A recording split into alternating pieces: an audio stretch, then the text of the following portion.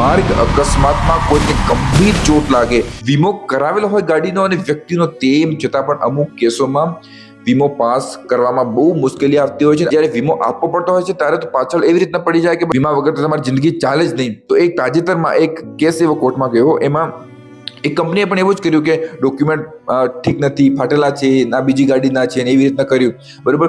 પરંતુ જે દાવેદાર હતો ત્યારે હાઈકોર્ટમાં જઈને એને જે પાક્કા પુરાવા હતા ત્યારે રજૂ કર્યા, ત્યારે હાઈકોર્ટને કીધું કે પછી એનો કોઈ પ્રોબ્લેમ હોય તો પણ ગમે તે સોલ્યુશન કરીને એ વીમો પાસ કરાવવાની જિમ્મેદારી વીમા કંપનીની છે. દાવેદારને સિર્ફ લગભગ 3 લાખ જેવા પૈસા મળવાના હતા, પરંતુ હાઈકોર્ટને એને 38 લાખ જેવા વળતર આપવાનું કહ્યું છે. આપણે બધાને જ વીમો કરાવવો ખૂબ જ જરૂરી છે, કારણ કે ક્યાંક માર્ગ અકસ્માતમાં કોઈકને નુકસાન થાય અને પરિવારનો એકનો એક કમાવાળો હોય તો પછી પરિવાર પાછળ બહુ તકલીફ પડતી હોય છે. વીમો કરાવેલો હોય તો પરિવાર બધાને ખબર હોવી જોઈએ કયો વીમો કરાવેલો છે, કઈ રીતે કરાવેલો છે, ડોક્યુમેન્ટ ક્યાં છે ક્યાં નથી, બધું જાણકારી હોવી જોઈએ.